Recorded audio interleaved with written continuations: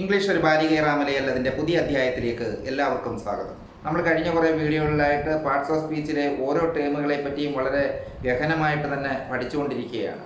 അങ്ങനെ ഗഹനമായിട്ട് പഠിക്കുന്നത് മൂലം ഏതൊരാൾക്കും ഇംഗ്ലീഷ് വളരെ കൃത്യമായിട്ട് അറിഞ്ഞുകൊണ്ട് എഴുതാനും അതേപോലെ തന്നെ സംസാരിക്കുന്നതിനും വളരെ പ്രയോജനപ്പെടും എന്നുള്ളത് കൊണ്ടാണ് ഇന്ന് നമ്മൾ ഈ വീഡിയോയിൽ കൂടിയും അതിൻ്റെ തുടർച്ചയായിട്ട് പാർട്സ് ഓഫ് സ്പീച്ചിലെ ടേമായ കൺജക്ഷനെ പറ്റിയാണ് പഠിക്കാൻ പോകുന്നത്. അതേപോലെ തന്നെ നമ്മൾ ഈ വീഡിയോയിൽ കൂടി കൺജക്ഷനുകളെ കൂടാതെ പാർട്സ് ഓഫ് സ്പീച്ചിൻ്റെ ഭാഗമായ ഇന്റർജെക്ഷൻസിനെ പറ്റിയും പഠിക്കും. ഈ വീഡിയോയിൽ കൂടി നമ്മൾ പ്രധാനമായിട്ടും 4 ടൈപ്പിലുള്ള കൺജക്ഷനുകളെ പറ്റിയാണ് പഠിക്കാൻ പോകുന്നത്. അവ coordinating conjunctions, subordinating conjunctions, correlative conjunctions and conjunctive adverbs എന്നിവയാണ്. കോർഡിനേറ്റിംഗ് കൺജക്ഷനുകളിൽ തന്നെ പ്രധാനമായിട്ടും 7 കോർഡിനേറ്റിംഗ് കൺജക്ഷനുകളുണ്ട്. And, but, for, or, nor, so, yet എന്നിവയാണ് ആ 7 കോർഡിനേറ്റിംഗ് കൺജക്ഷനുകൾ.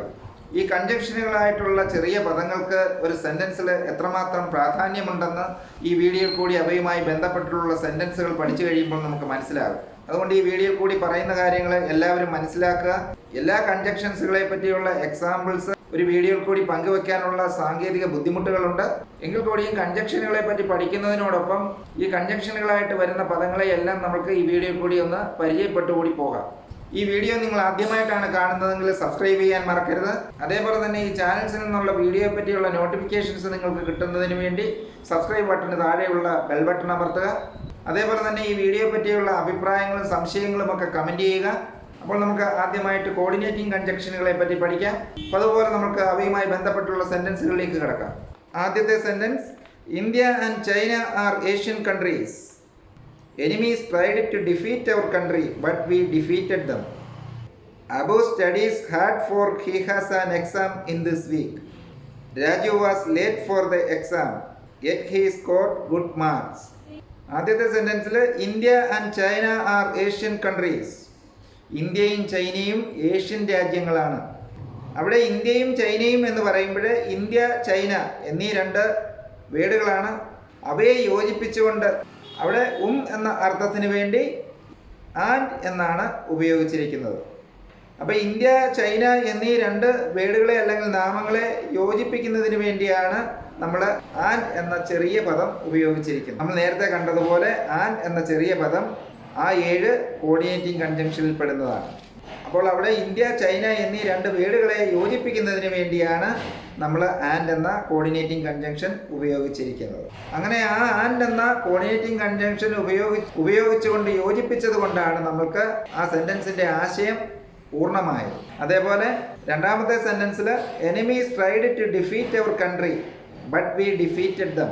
ശത്രുക്കൾ നമ്മളുടെ രാജ്യത്തെ പരാജയപ്പെടുത്താൻ ശ്രമിച്ചു, പക്ഷേ നമ്മൾ അവരെ പരാജയപ്പെടുത്തി. But we defeated them. ആദ്യത്തെ നമുക്കറിയാം, നമ്മൾ വളരെ വിശദമായിട്ട് ഫ്രേസുകളും ക്ലോസുകളും ഒക്കെ പഠിച്ചിരുന്നു. Enemies tried to defeat our country, അതൊരു ക്ലോസ് ആണ്. അതേപോലെ തന്നെയാണ് വി ഡിഫീറ്റഡ് ദം, നമ്മൾ അവരെ പരാജയപ്പെടുത്തി, അതും ഒരു ക്ലോസ് ആണ്. അപ്പോൾ ഈ 2 ക്ലോസുകളെ തമ്മിൽ യോജിപ്പിക്കുന്നതിന് വേണ്ടി ഉപയോഗിച്ചത് നമ്മൾ ബട്ട് എന്ന ആ ചെറിയ പദമാണ്. ആ ബട്ട് എന്ന് പറയുന്നതും കോർഡിനേറ്റിംഗ് കൺജങ്ഷനാണ്. എന്നാൽ പക്ഷേ, അപ്പോൾ ആദ്യത്തെ ക്ലോസിനെ രണ്ടാമത്തെ ക്ലോസിൻ്റെ ഭാഗമാക്കുന്നതിന് വേണ്ടി അല്ലെങ്കിൽ അതിൻ്റെ തുടർച്ചയാക്കുന്നതിന് വേണ്ടി, അങ്ങനെ ആശയം പൂർണ്ണമാക്കുന്നതിന് വേണ്ടിയാണ് നമ്മൾ ബട്ട് എന്ന കോർഡിനേറ്റിംഗ് കൺജങ്ഷൻ അവിടെ ഉപയോഗിച്ചിരിക്കുന്നത്. ശത്രുക്കൾ നമ്മളെ പരാജയപ്പെടുത്താൻ ശ്രമിച്ചു, പക്ഷേ അല്ലെങ്കിൽ എന്നാൽ നമ്മൾ അവരെ പരാജയപ്പെടുത്തി. അതേപോലെ മൂന്നാമത്തെ സെൻറ്റൻസിൽ Abu studies hard for he has an exam in this week. Abu വളരെ കഠിനമായിട്ട് പഠിക്കുന്നു. എന്തുകൊണ്ടെന്നാൽ അവന് ഈ ആഴ്ച ഒരു പരീക്ഷയുണ്ട്. അവിടെയും അബു സ്റ്റഡീസ് ഹാർഡ്, അതൊരു ക്ലോസ് ആണ്. He has an exam in this week, അതും ഒരു ക്ലോസ് ആണ്. ആ 2 ക്ലോസുകളെയും യോജിപ്പിച്ച് പൂർണ്ണമായ അർത്ഥം വെളിവാക്കുന്നതിന് വേണ്ടിയാണ് നമ്മളവിടെ ഫോർ എന്ന് ഉപയോഗിച്ചിരിക്കുന്നത്. എന്തുകൊണ്ടെന്നാൽ എന്ന അർത്ഥമാണ് അവിടെ ഫോറിനുള്ളത്. ആ ഫോർ എന്ന് പറയുന്നതും കോർഡിനേറ്റിംഗ് കൺജങ്ഷനിൽ പെടുന്നതാണ്. അവിടെയും ക്ലോസുകളെ തമ്മിൽ യോജിപ്പിക്കുന്നതിന് വേണ്ടിയാണ് നമ്മൾ കോർഡിനേറ്റിംഗ് കൺജങ്ഷനായ ഫോർ ഉപയോഗിച്ചിരിക്കുന്നത്. അടുത്ത സെൻറ്റൻസിൽ Raju was late for the exam yet he scored good marks. Raju പരീക്ഷയ്ക്ക് ലേറ്റായിരുന്നു, എങ്കിലും ഹി സ്കോർഡ് ഗുഡ് മാർക്സ്, അവൻ പരീക്ഷയ്ക്ക് നല്ല മാർക്ക് വാങ്ങി. അവിടെ Raju was late for the exam എന്നുള്ള ഒരു സെൻറ്റൻസ് ആണ്. അത് കഴിഞ്ഞ് yet he scored good marks എന്നിരുന്നാലും അല്ലെങ്കിൽ എന്നാലും അവൻ നല്ല മാർക്ക് വാങ്ങി. അപ്പോൾ അവിടെ ആദ്യത്തെ സെൻറ്റൻസിനെ രണ്ടാമത്തെ സെൻറ്റൻസുമായിട്ട് കണക്ട് ചെയ്യുന്നതിനാണ് നമ്മൾ യെറ്റ് എന്ന കോർഡിനേറ്റിംഗ് കൺജങ്ഷൻ ഉപയോഗിച്ചിരിക്കുന്നത്.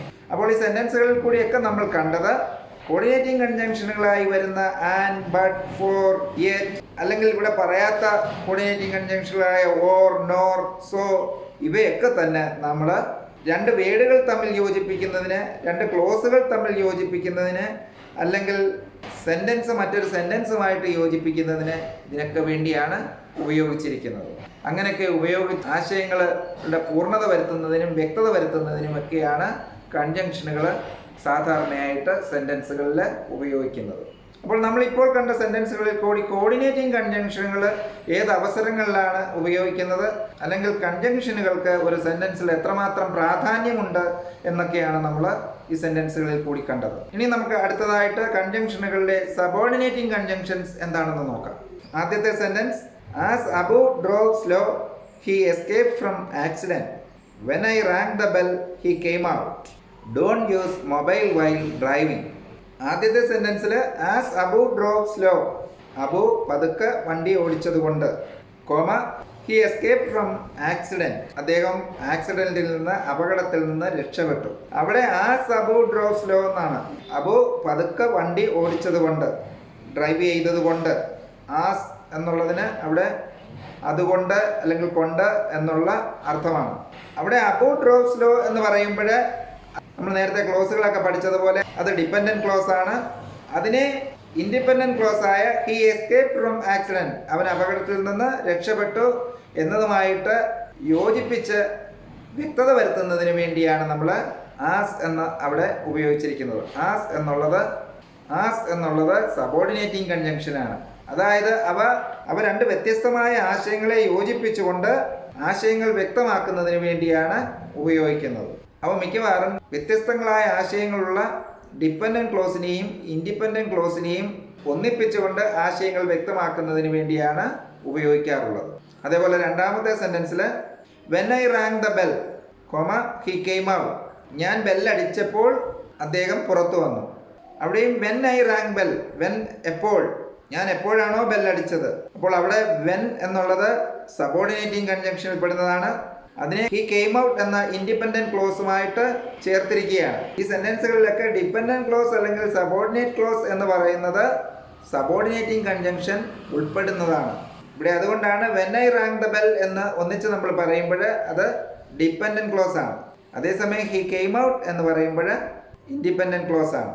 അവയെ രണ്ടും കൂടി യോജിപ്പിച്ചുകൊണ്ട് ആശയം വ്യക്തമാക്കുന്നതിന് വേണ്ടിയാണ് നമ്മൾ വെൻ എന്ന സബോർഡിനേറ്റിംഗ് കൺജങ്ഷൻ ഇവിടെ ഉപയോഗിച്ചിരിക്കുന്നത്. അതേപോലെ don't use mobile while driving, mobile phone drive ചെയ്യുമ്പോൾ ഉപയോഗിക്കരുത്. വൈൽ ഡ്രൈവിംഗ് എന്നാണ് ഉപയോഗിച്ചിരിക്കുന്നത്. അപ്പോൾ ഡ്രൈവിംഗ് എന്നുള്ള ആ ആക്ഷനെ ഡോണ്ട് യൂസ് മൊബൈൽ എന്നതുമായിട്ട് യോജിപ്പിച്ചുകൊണ്ട് ആശയം വ്യക്തമാക്കുന്നതിന് വേണ്ടിയാണ് അവിടെ വൈൽ എന്നുള്ള സബോർഡിനേറ്റിംഗ് കൺജങ്ഷൻ ഉപയോഗിച്ചിരിക്കുന്നത്. അതേപോലെ തന്നെ ഈ സെൻറ്റൻസുകളിലൊക്കെ വ്യത്യസ്തമായ ആശയങ്ങളുള്ള ക്ലോസുകൾ ചേർക്കുന്നതിന് വേണ്ടിയാണ് നമ്മൾ യോജിപ്പിക്കുന്നതിന് വേണ്ടിയാണ് നമ്മൾ സബോർഡിനേറ്റിംഗ് കൺജങ്ഷനുകളായ ആസ്, വെൻ, വൈൽ ഇവയൊക്കെ ഉപയോഗിച്ചിരിക്കുന്നത്. ഇവ കൂടാതെ തന്നെ മറ്റ് സബോർഡിനേറ്റിംഗ് കൺജങ്ഷനുകളാണ് after, although, as if, as though, because, before, if, since, so, that, than, pro, till, until, unless, when, where, whether ഇവയൊക്കെ തന്നെ. ഇപ്പോൾ നമ്മൾ സബോർഡിനേറ്റിംഗ് കൺജങ്ഷനുകളെ പറ്റിയാണ് പഠിച്ചത്. എല്ലാ രീതിയിലുള്ള എല്ലാ കൺജങ്ഷനുകളെ പറ്റിയും പഠിക്കാനുള്ള അല്ലെങ്കിൽ പ്രതിപാദിക്കാനുള്ള സമയപരിമിതിയുണ്ട്.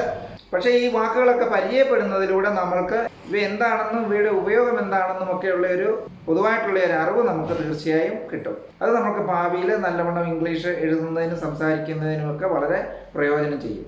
അടുത്തതായിട്ട് നമ്മൾക്ക് ടൈപ്സ് ഓഫ് കൺജങ്ഷനുകളിൽ കോറിലേറ്റീവ് കൺജങ്ഷനുകളെ പറ്റിയാണ് നമ്മൾ പഠിക്കാൻ പോകുന്നത്. ആദ്യത്തെ sentence, Abu plays either cricket or football. He plays not only cricket but also football. The trip was neither boring nor lengthy. ഇവിടെ ആദ്യത്തെ സെൻറ്റൻസിൽ Abu plays either cricket or football. Abu ക്രിക്കറ്റോ ഫുട്ബോളോ കളിക്കുന്നു. എയ്തർ ക്രിക്കറ്റ് ഓർ ഫുട്ബോൾ എന്നാണ് നമ്മൾ ഉപയോഗിച്ചിരിക്കുന്നത്. അപ്പോൾ ക്രിക്കറ്റോ ഫുട്ബോളോ അതിനുവേണ്ടിയാണ് നമ്മൾ എയ്തർ ഓർ എന്ന ഉപയോഗിച്ചിരിക്കുന്നത്. അങ്ങനെ എയ്തർ ഓർ എന്ന ഒരു പെയറായിട്ടുള്ള ഒരു ജോഡിയായിട്ടുള്ള വാക്കുകളാണ്. അങ്ങനെ either or, not only but also, whether or, both and, ഇവയൊക്കെ ഒരു സെൻറ്റൻസിൽ ഒരു ജോഡിയായിട്ട്, ഇങ്ങനെ ജോഡിയായിട്ടുള്ള രണ്ട് വാക്കുകൾ ചേർന്ന് വരുന്ന ഈ പദങ്ങൾ ഒരു സെൻറ്റൻസിൻ്റെ ആശയങ്ങൾ പൂർണ്ണമാക്കുന്നതിന് വേണ്ടി ഉപയോഗിക്കുമ്പോൾ നമ്മൾ അവയെ കോറിലേറ്റീവ് കൺജങ്ഷൻ എന്നാണ് അറിയപ്പെടുന്നത്.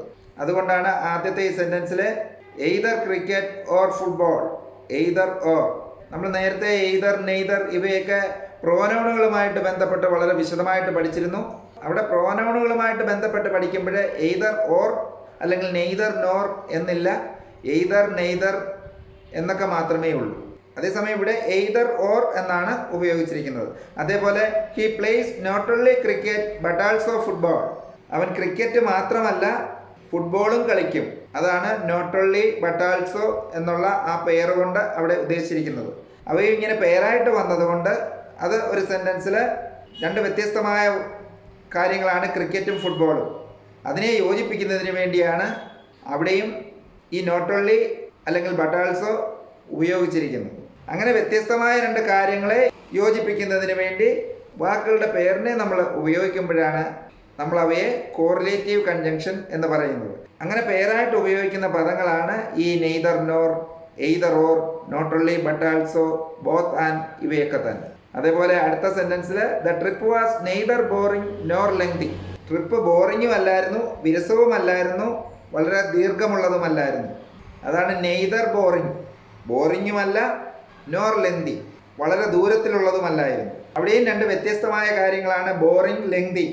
ഇവയെ കൂട്ടി യോജിപ്പിച്ചുകൊണ്ട് ആശയം വ്യക്തമാക്കുന്നതിന് വേണ്ടിയാണ് അവിടെ നെയ്തർ നോർ എന്ന കോറിലേറ്റീവ് കൺജങ്ഷൻ ഉപയോഗിച്ചിരിക്കുന്നത്. അപ്പോൾ നമ്മളിപ്പോൾ പറഞ്ഞ സെൻറ്റൻസുകളിൽ കൂടി കണ്ടത് കോറിലേറ്റീവ് കൺജങ്ഷനുകളെ പറ്റിയാണ്. ഈ സെൻറ്റൻസുകളിൽ കൂടിയൊക്കെ നമുക്ക് വ്യക്തമാകുന്ന ഒരു കാര്യം എന്ന് പറയുന്നത് എത്രയോ ചെറിയതായുള്ള പദങ്ങളാണ് അല്ലെങ്കിൽ പദസമൂഹങ്ങളാണ് ഈ കൺജങ്ഷനുകൾ എന്ന് പറയുന്നത്. അപ്പോൾ എത്രമാത്രം ഒരു സെൻറ്റൻസിൽ ആശയങ്ങൾ വ്യക്തമാക്കുന്നതിന് വേണ്ടി സ്വാധീനം ചെലുത്തുന്നു എന്ന് നമുക്ക് ഈ സെൻറ്റൻസുകളിൽ കൂടി മനസ്സിലാവും. അടുത്തതായിട്ട് നമുക്ക് ടൈപ്സ് ഓഫ് കൺജങ്ഷനുകളിലെ നാലാമതായിട്ടുള്ള കൺജക്റ്റീവ് ആഡ്വർബ്സുകളെ പറ്റി പഠിക്കാം. ആദ്യത്തെ sentence he worked hard therefore he succeeded. It is difficult to run fast. It is difficult to run fast. On the other hand, it is a good exercise. We will put our maximum effort. However, our opponents are strong. ആദ്യത്തെ സെൻറ്റൻസിൽ he worked hard, അദ്ദേഹം കഠിനാധ്വാനം ചെയ്തു. therefore he succeeded, അതുകൊണ്ട് അദ്ദേഹം വിജയിച്ചു. അവിടെ അദ്ദേഹം കഠിനാധ്വാനം ചെയ്തു, അതുകൊണ്ട് അല്ലെങ്കിൽ ആയതിനാൽ അദ്ദേഹം വിജയിച്ചു എന്ന് പറയുമ്പോൾ രണ്ട് പ്രവൃത്തികളുടെ സീക്വൻസ് അല്ലെങ്കിൽ ഒരു പ്രവൃത്തിയുടെ തുടർച്ച കൊണ്ട് മറ്റൊരു കാര്യം സംഭവിച്ചു എന്നാണ് അതിൽ കൂടി നമുക്ക് വ്യക്തമാകുന്നത്. അദ്ദേഹം കഠിനാധ്വാനം ചെയ്തതുകൊണ്ട് അദ്ദേഹം വിജയിച്ചു. അങ്ങനെ ഏതെങ്കിലും രണ്ട് ആശയങ്ങൾ സീക്വൻസ് ആയിട്ട് ഒന്നിന് പുറകെ ഒന്ന് സംഭവിച്ചു എന്ന് കാണിക്കുന്നതിന് വേണ്ടി നമ്മൾ ഉപയോഗിക്കുമ്പോഴാണ് പറഞ്ഞ കൺജക്റ്റീവ് ആഡ്വർബ്സിൽ പെടുന്ന പദങ്ങൾ നമ്മൾ ഉപയോഗിക്കുന്നത്. അതുകൊണ്ട് നമ്മളിവിടെ സീക്വൻസ് ആയിട്ടുള്ള ഒന്ന് മറ്റൊന്നിന് ഫലമാകുന്ന ആശയങ്ങളെ തമ്മിൽ യോജിപ്പിച്ചുകൊണ്ട് അതിന് വ്യക്തത വരുത്തുന്നതിന് വേണ്ടി നമ്മൾ therefore എന്ന കൺജക്റ്റീവ് ആഡ്വർബാണ് ഇവിടെ ഉപയോഗിച്ചിരിക്കുന്നത്. അതേപോലെ തന്നെ കൺജക്റ്റീവ് ആഡ്വർബുകൾ ഉപയോഗിക്കുന്നതിന് മുമ്പായിട്ട് നമ്മൾ ആദ്യത്തെ ക്ലോസിൽ കോമ ഉപയോഗിച്ചിട്ടുണ്ട്. അതിനുശേഷം നമ്മൾ therefore എന്ന കൺജക്റ്റീവ് ആഡ്വർബ് ഉപയോഗിച്ചിട്ടുണ്ട്. പലപ്പോഴും ഈ കൺജക്റ്റീവ് ആഡ്വർബുകൾക്ക് ശേഷവും കോമ ഉപയോഗിച്ച് കാണാറുണ്ട്. പക്ഷേ പലപ്പോഴും അത് ഒഴിവാക്കിക്കൊണ്ടും ഉപയോഗിക്കാവുന്നതാണ്. അതേപോലെ രണ്ടാമത്തെ സെൻറ്റൻസിൽ it is difficult to run fast, on the other hand it is a good exercise. ഓടുക എന്നുള്ളത് വളരെ ബുദ്ധിമുട്ടുള്ള കാര്യമാണ്. ഓൺ ദി അതർ ഹാൻഡ്, മറിച്ച് അല്ലെങ്കിൽ അതേസമയം എന്നൊക്കെ നമുക്ക് അർത്ഥം വരുന്ന വാക്കാണ്. അതൊരു നല്ല എക്സർസൈസാണ്. അപ്പോൾ ആദ്യത്തെ ആശയത്തിന് അനുബന്ധമായിട്ടുള്ള ആശയമാണ് രണ്ടാമത്തേത്. അതായത് ഓടുക എന്നുള്ളത് വളരെ പ്രയാസകരമാണ്, അതേസമയം അല്ലെങ്കിൽ മറിച്ച് അതൊരു നല്ല എക്സർസൈസാണ്. അങ്ങനെ പറയുന്നതിന് വേണ്ടിയാണ് നമ്മൾ ഓൺ ദി അതർ ഹാൻഡ് എന്ന കൺജക്റ്റീവ് ആഡ്വർബ് അവിടെ ഉപയോഗിച്ചിരിക്കുന്നത്. അതേപോലെ മൂന്നാമത്തെ സെൻറ്റൻസിൽ we will put our maximum effort our opponents are strong. ഞങ്ങൾ ഞങ്ങളുടെ പൂർണ്ണമായ കഴിവ് പ്രയോഗിക്കും, പക്ഷേ ഹവർ എന്നിരുന്നാലും നമ്മളുടെ എതിരാളികൾ വളരെ ശക്തരാണ്. അവിടെയും ഹവർ എന്നുള്ള കൺജക്റ്റീവ് ആഡ്വർബാണ് ഈ രണ്ട് ആശയങ്ങളെ യോജിപ്പിക്കുന്നതിന് വേണ്ടി ഉപയോഗിച്ചിരിക്കുന്നത്. ഈ സെൻറ്റൻസുകളിൽ കൂടി കണ്ട ആശയങ്ങളൊക്കെ തന്നെ ഒന്നുകിൽ അവ ക്രമമായി അല്ലെങ്കിൽ ഒന്നിന് അനുബന്ധമായിട്ട് നടക്കുന്നതാണ്, അല്ലെങ്കിൽ ഒരു പ്രവൃത്തി മറ്റൊന്നിൻ്റെ എഫക്റ്റിന് കാരണമാകുന്നതാണ്. അങ്ങനെയൊക്കെയുള്ള റിലേഷൻസ് ഒരാശയത്തിന് മറ്റൊരാശയവുമായിട്ടുള്ളതിനെ കൂട്ടിയോജിപ്പിച്ചുകൊണ്ട് ആശയങ്ങൾ പൂർണ്ണമായിട്ട് പ്രതിപാദിക്കുന്നതിന് വേണ്ടിയാണ് നമ്മൾ കൺജക്റ്റീവ് ആഡ്വർബ്സുകൾ ഉപയോഗിക്കുന്നത്. അതേപോലെ തന്നെ ഈ കൺജക്റ്റീവ് ആഡ്വർബുകളുടെ ഫസ്റ്റ് പാർട്ടിന് ശേഷം നമ്മൾ ഇവിടെ എല്ലാം സെമി കോളൻ ഉപയോഗിച്ചിരിക്കുന്നതായിട്ടും നമുക്ക് കാണാൻ കഴിയും. പക്ഷേ ഇന്ന് മോഡേൺ ഇംഗ്ലീഷിൽ പലപ്പോഴും നമ്മളത് ഒമിറ്റ് ചെയ്യാറുണ്ട്. ഈ സെൻറ്റൻസുകളിലൊക്കെ നമ്മൾ കൺജക്റ്റീവ് ആഡ്വർബുകൾക്ക് മുന്നായിട്ട് സെമി കോളൻ ഉപയോഗിച്ചിട്ടുണ്ട്. അതാണ് യഥാർത്ഥത്തിൽ അതിൻ്റെ ഒരു രീതി. പക്ഷേ നമ്മൾ സാധാരണയായിട്ട് കോമയൊക്കെ ഉപയോഗിക്കാതെയൊക്കെ സെൻറ്റൻസുകൾ കാണാറുണ്ട്. അപ്പോൾ നമ്മളിപ്പോൾ കൺജക്റ്റീവ് ആഡ്വർബുകളെ പറ്റിയാണ് ഈ സെൻറ്റൻസുകളിൽ കൂടി കണ്ടത്. കൺജക്റ്റീവ് ആഡ്വർബുകൾ ഒന്നിനനുബന്ധമായിട്ട് കാര്യങ്ങൾ സംഭവിക്കുമ്പോൾ, അല്ലെങ്കിൽ ഒരു കാരണം മറ്റൊന്നിന് കാരണമാകുന്നതിനെ പറ്റി പറയുമ്പോൾ ഒക്കെ ഉപയോഗിക്കുന്നതായിട്ടാണ് നമ്മൾ ഈ സെൻറ്റൻസുകളിൽ കൂടി കണ്ടത്. അതേപോലെ തന്നെ ഈ പറയുന്നത് കൂടാതെ കൺജക്റ്റീവ് ആഡ്വർബുകളായിട്ട് ഉപയോഗിക്കുന്ന പദങ്ങളാണ് accordingly, also, besides, consequently, finally, indeed, instead, likewise, meanwhile, nevertheless, otherwise, still.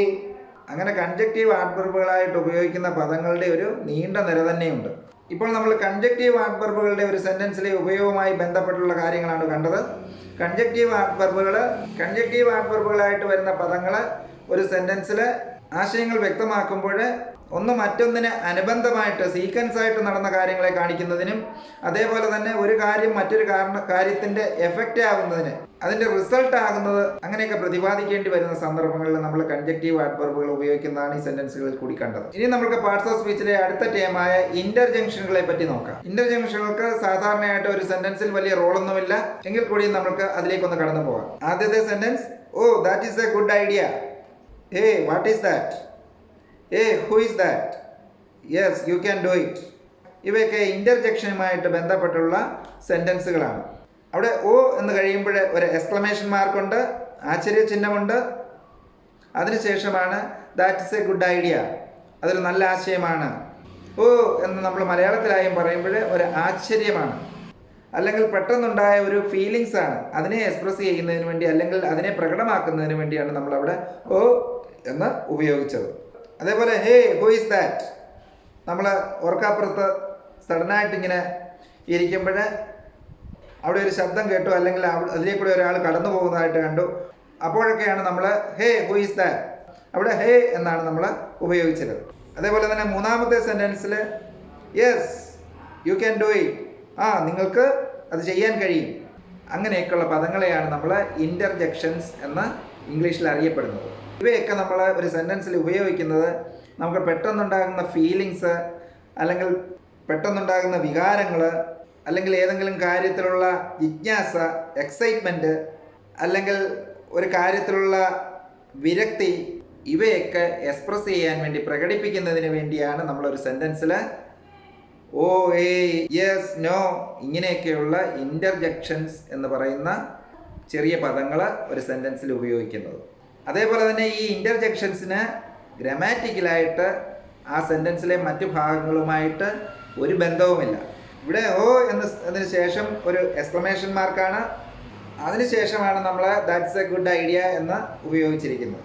അപ്പോൾ ഇവിടെ ഇൻ്റർജെക്ഷനായി ഉപയോഗിച്ചിരിക്കുന്ന ഓ എന്നതിന് സെൻറ്റൻസായ ദാറ്റ്സ് എ ഗുഡ് ഐഡിയ എന്നുള്ളതിനുമായിട്ട് ഗ്രാമാറ്റിക്കലായിട്ട് യാതൊരു ബന്ധവുമില്ല. അപ്പോൾ നമ്മൾ കൺജങ്ഷനുകളെ പറ്റിയും ഇൻ്റർജെക്ഷനുകളെ പറ്റിയുമാണ് ഈ വീഡിയോയിൽ കൂടി പഠിച്ചത്. മെയിനായിട്ട് നമ്മൾ 4 ടൈപ്പിലുള്ള കൺജങ്ഷനുകളെ പറ്റിയാണ് പഠിച്ചത്. അതുതന്നെ coordinating conjunctions, subordinating conjunctions, correlative conjunctions, conjunctive adverbs എന്നിവയാണെന്ന് നമ്മൾ കണ്ടു. അവയെ പറ്റിയൊക്കെ നമ്മൾ വിശദമായിട്ട് പഠിച്ചു. പിന്നീട് നമ്മൾ ഇൻ്റർജെക്ഷൻസിനെ പറ്റി പഠിച്ചു. ഓ, ഹേ, യെസ്, നോ, ഇവയൊക്കെ ഇൻ്റർജെക്ഷൻസ് ആണെന്ന് നമ്മൾ കണ്ടു. കൺജങ്ഷനെ പറ്റി, ഇൻ്റർജെക്ഷൻസിനെ പറ്റിയൊക്കെ ഈ വീഡിയോയിൽ കൂടി പഠിച്ച കാര്യങ്ങൾ എല്ലാവർക്കും ഇംഗ്ലീഷ് എഴുതുന്നതിനും സംസാരിക്കുന്നതിനുമൊക്കെ ഭാവിയിൽ വളരെ പ്രയോജനപ്പെടുമെന്ന് വിശ്വസിക്കുന്നു. എല്ലാവർക്കും ഇത് പ്രയോജനപ്രദമാണെന്ന് തോന്നുന്നുണ്ടെങ്കിൽ തീർച്ചയായും അത് പ്രായോഗികമായിട്ട് ഉപയോഗത്തിൽ വരുത്തുക. അങ്ങനെ നമ്മൾക്ക് ഇംഗ്ലീഷിനെ പ്രായോഗികമായിട്ട് പഠിച്ചുകൊണ്ട് തന്നെ ഒരു ബാലികേറാമലെ അല്ലാതെയാക്കാം.